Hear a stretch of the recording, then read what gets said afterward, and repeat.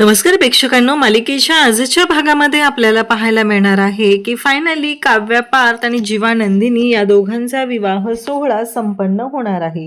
म्हणजे कितीही त्यांच्यावरती विघ्न आली तरीही रम्याची सगळी कारस्थानं हाणून पाडत आता हा विवाह सोहळा संपन्न होताना आपल्याला पाहायला मिळत आहे. आणि इकडे वसूने मात्र एक गोष्ट केलेली आहे, कारण रम्याने तिला जबरदस्ती धनंजयची माफी मागायला सांगितलेली आहे. एवढंच काय तर सांगितलेलं आहे की मी कारण नसताना तुला माझ्या नवऱ्याच्या मृत्यूला जबाबदार धरत होते, तर तसं काही नाहीये असं म्हणत तिने माफी मागायला लावलेली आहे. खरं तर वसूला ही गोष्ट अजिबात पटलेली नाही, पण रम्याच्या पुढे तिचं काहीच चालत नाही, कारण रम्या तिला म्हणते की हे बघाई, तुला जाऊन हे करावंच लागणार आहे. त्यावर वसुधा म्हणते की का का करू मी हे सगळं, जीव गेला तरी माझी हे सगळं करायची इच्छा नाहीये. आणि लगेचच तिथे बोलायला सुरुवात करते रम्या, मग ठीक आहे जीव दे, उलट ही तर गोष्ट चांगलीच आहे ना, कारण तुझ्या जीव देण्याने एक गोष्ट मात्र चांगली होणार आहे, कारण सुतक लागेल आणि हे लग्नच होणार नाही. हे सगळं बोलणं रम्याचं चाललेलं असतं. खरं तर रम्या हे सगळं मुद्दाम करत आहे. या सगळ्या गोष्टींमध्ये रम्याचा डाव आहे, कारण इकडे वसूला ती सांगत असते तू जर हे केलं, विश्वास जिंकला, तर पुढच्या गोष्टी सोप्या होणार आहेत आणि त्यासाठी तुला हे सगळं करावंच लागणार आहे असं ठणकावून तिने आईला सांगितलेलं आहे.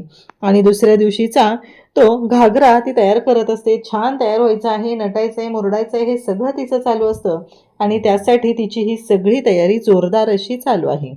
खरं तर तिच्या या सगळ्या गोष्टींनी इकडे वसूला तर धक्काच बसत असतो, कारण नक्की काय झालेलं आहे, या सगळ्या गोष्टी अशा का घडतात, हा मोठा प्रश्न असतो. वसूला कळतच नाहीये की हे सगळं काय आहे. त्याचबरोबर इकडे पाहायला मिळतं आता सगळेजण बोलत बसलेत, म्हणजे विक्रम, धनंजय, मानिनी आणि शारदा. धनंजय म्हणत असतो की अहो मानिनी वहिनी, काय नाचलात तुम्ही खरंच. तेव्हा ती म्हणते दमायला होतंय. तेव्हा विक्रम म्हणतो एवढ्यात तुला दमायला होतंय, कारण हे सगळं दमणं वगैरे आता थांबवायचंय, नातवंड सांभाळायचे आहेत असं इकडे विक्रम तिला सांगत असतो. आणि हे सगळे बोलत असतात तेवढ्यातच मिथुन काकाची तिथे एंट्री झालेली आहे. आणि मिथुन काकाच्या एंट्रीने मात्र खरंच सगळे खुश झालेले आहेत. मिथुन काका तिथे आलेले आहेत आणि हा जो सोहळा आहे तो खरं तर खूप चांगल्या पद्धतीने सुरू झालेला आहे. मिथुन काका आलेले आहेत. मिथुन काका आल्यामुळं सगळ्यांनाच खूप छान वाटत असतं आणि सगळे खुश झालेले असतात.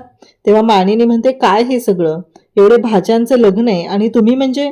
तेव्हा मिथुन काका म्हणत असतो की हो बरोबर आहे वहिनी, सगळं पटतंय मला, पण कसं आहे माहिती आहे का, कामाच्या ह्याच्यात मला जमलंच नाहीये. आलोय आता आम्ही मुलींना भेटायला गेली आहे तिकडे मंजू, आणि मी तुम्हाला भेटायला आलेलो आहे. आणि मुलींना काही आणू शकलेलो नाहीये, त्यांच्या परीक्षा होत्या. तुम्हाला माहिती आहे ना सध्या काय चालू आहे ते, त्याच्यामुळे ह्या सगळ्या गोष्टी अशा झालेल्या आहेत असं सांगितलं जात असतं. तेव्हा मात्र इकडे मिथुन काकाने जे काही चार चांद लावलेले आहेत, मिथुन काकाच्या येण्याने सगळं जे लग्न आहे, लग्न सोहळा आहे, तो खूप छान पद्धतीने सुरू झालेला असतो. मिथुन काका आल्यामुळं सगळ्यांनाच खूप छान वाटत आहे, कारण फायनली मिथुन काकामुळेच ह्या जोड्या एकत्र यायला मदत झालेली असते. मिथुन काका म्हणतात काळजी करू नका हो, सगळं हे होणारच होतं. तुम्हाला माहिती आहे ना, कसं आहे आपली पोरं आणि पोरी सगळे जबरदस्तच आहेत असं म्हणत मिथुन काकाच कौतुकाचा वर्षाव करत असतात. त्यासोबतच आपल्याला पाहायला मिळतं ते म्हणजे तेवढ्यातच वसू तिथं आलेली असते. वसू तिथं आलेली पाहून सगळेजण विचारू लागतात काय झालं. वसू आत्ता म्हणत असते की मी ना आत्तापर्यंत चुकीचं समजत होते, मला थोडं बोलायचं आहे. सगळे म्हणत असतात की काय झालं. तेव्हा वसू आत्या म्हणत असते की धनंजय, मला तुझ्याशी बोलायचं आहे. मी आत्तापर्यंत चुकीच्या पद्धतीने विचार केलेला होता. माझ्या नवऱ्याच्या मृत्यूला मी तुला जबाबदार धरत होते. ही गोष्ट माझ्याकडून चुकली. खरंच मला माफ कर. म्हणजे मला असं वाटत होतं म्हणून मी हे सगळं बोलत होते, पण या सगळ्या मागे काहीतरी वेगळ्या गोष्टी घडत होत्या, म्हणून ह्या सगळ्या गोष्टींसाठी मी तुझी माफी मागते असं म्हणत इकडे ती माफी मागत असते. तेव्हा मात्र पाहायला मिळतं ते म्हणजे हात जोडून तिने माफी मागितली आणि माझ्या मनातलं जे कटू आहे ते संपलेलं आहे. मला माहिती आहे की तो एक अपघात होता असं म्हणत तिने माफी मागितलेली आहे आणि सगळ्यांच्या समोर सांगितलेलं आहे. तेव्हा मात्र सगळेजण पाहत राहतात, कारण वसूने हे सगळं बोलणं म्हणजे साधी गोष्ट नाही. खरं तर वसूला हे बोलायची अजिबात इच्छा नाही असं वसूने सुद्धा सांगितलेलं आहे. ती म्हणत असते की रम्या, तुझ्यामुळे आज मी माफी मागितली, नाहीतर या माणसाला मी कधीच माफ करू शकत नाही. काहीही झालं तरीही हा माणूस जो आहे तो माझ्यासाठी माझ्या नवऱ्याचा गुन्हेगार आहे, असं ती म्हणालेली असते. दुसऱ्या दिवशी आता मांडव सजलेला असतो, रुखवत मांडलेला असतो, छान अशी तयारी सुरू झालेली असते आणि सगळ्या गोष्टी खूप छान पद्धतीने सुरू झालेल्या असतात. आणि इकडे नवरा, नवरदेव, नवरी सगळे तयार होत असतात. त्यासोबतच इकडे जीवानंदिनी आणि काव्यार्थ यांचे बोर्ड लावलेले असतात. रम्या तयार होऊन आलेली असते, हे सगळं पाहत असते.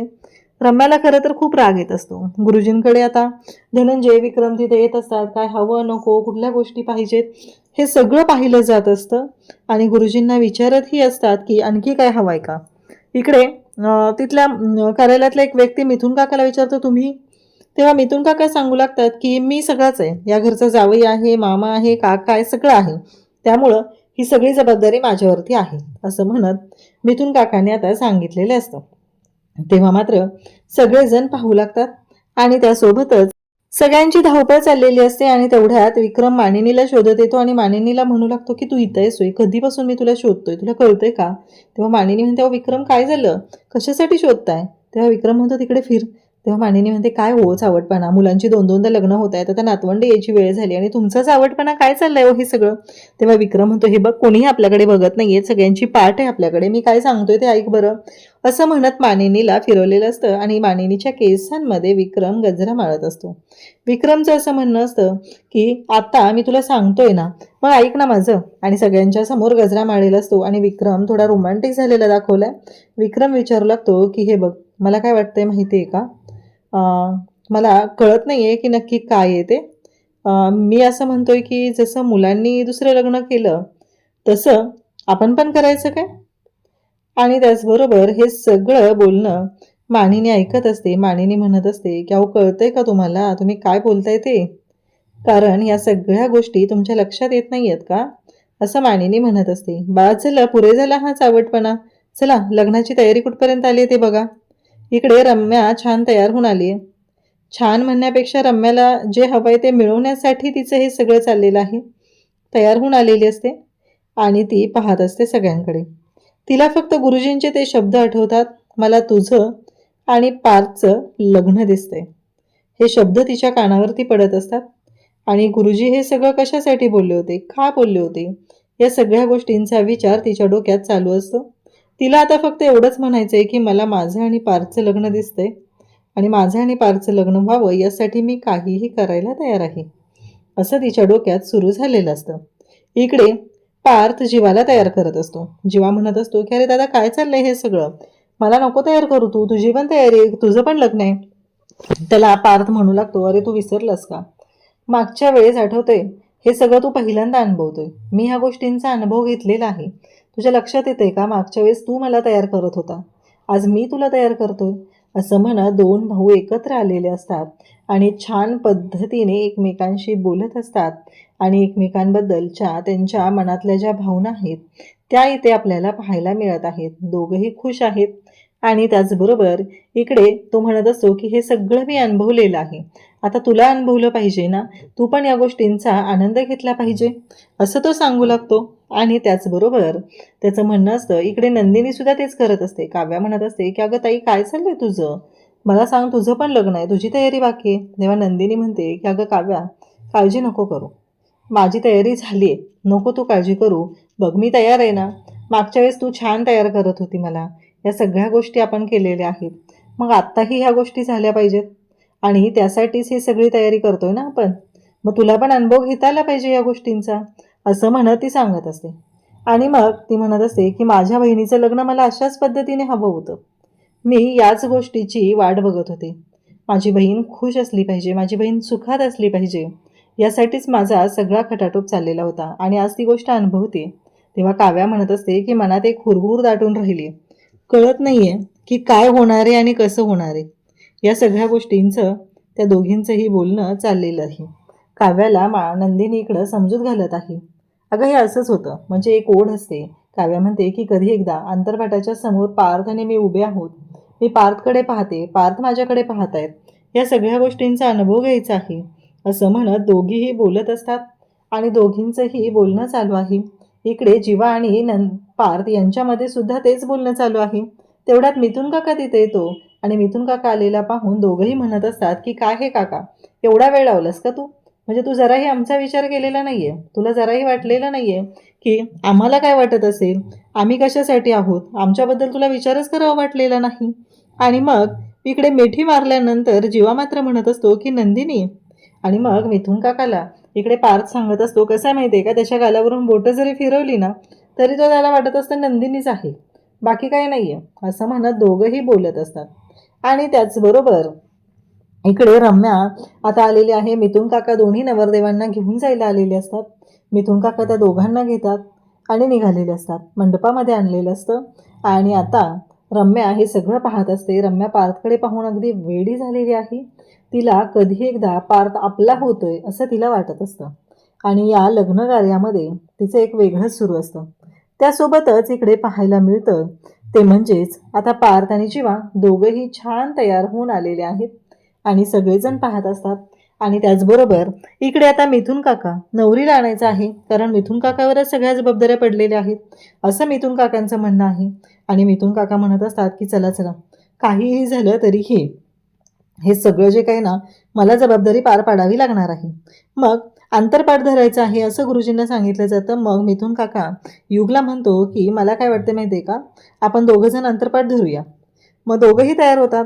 छान तयारी सुरू आहे. सगळा लग्न सोहळा अगदी थाटामाटात आहे. आता ह्या दोघीही गौरीहार पुजायला बसलेले असतात.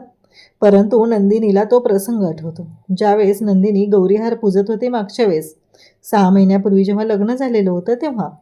आणि मग गौरीहार पुजताना नंदिनीला अचानक तिथं येऊन कुणीतरी किडनॅप केलेलं होतं. हा प्रसंग तिच्या डोळ्याच्या समोरून जात असतो. तिला मात्र वाईट वाटत असतं की हे सगळं काय घडतंय आणि या सगळ्या गोष्टींचा काय परिणाम होतोय, या सगळा विचार तिच्या डोक्यात सुरू झालेला असतो. आणि तेवढ्यातच काव्यासुद्धा तिथं असते. काव्या म्हणत असते, काय झालं ताई, कितीही गोष्टी आवरण्याचा प्रयत्न केला तरीही कुठेतरी त्या गोष्टी समोर येतात, हे नंदिनीलाही जाणवत असतं. तेवढ्यात मिथुन काका तिथे येतात आणि मिथुन काका आलेले पाहून दोघीही खुश असतात. दोघीही म्हणत असतात की काका. तेव्हा ते म्हणत असतात की आमच्या दोन्हीही नवऱ्या खूप छान दिसत आहेत, अगदी सुरेख दिसत आहेत आणि त्याचबरोबर आमचा नवरदेवसुद्धा छान दिसत आहेत. चला, मी लग्नासाठी तुम्हाला घेऊन जायला आलेला आहे, तुमचा मामा आहे ना मी, असं म्हणत दोघीही आता निघालेले असतात. तेव्हा मात्र इकडे नंदिनी म्हणत असते की मिथुन काका किती वेळ केला यायला, काय एवढा वेळ केलेला आहे, असं नंदिनी मिथुन काकाला विचारत असते. तेव्हा मात्र मिथुन काका म्हणत असतात की ते काम होतं ना, कामामुळे नाही जमलेलं, असं मिथुन काकाने सांगितलेलं असतं. आणि आता ह्या दोन्ही नवऱ्यांना घेऊन जायला मिथुन काका आलेले आहेत आणि दोघीही खुश असतात. नंदिनी आणि काव्या दोघीही खुश आहेत, मनातली हुरहुर. मिथुन काका म्हणत असतात की जे झालं ते झालं, त्या सगळ्या गोष्टी सोडून द्यायच्या आणि आता फक्त विचार करायचा आहे, तो म्हणजे चांगल्या गोष्टींचा. जे काही चांगलं आहे त्या गोष्टींचा विचार करायचा आणि पुढे जायचं, असं मिथुन काकांनी आवर्जून सांगितलेलं असतं.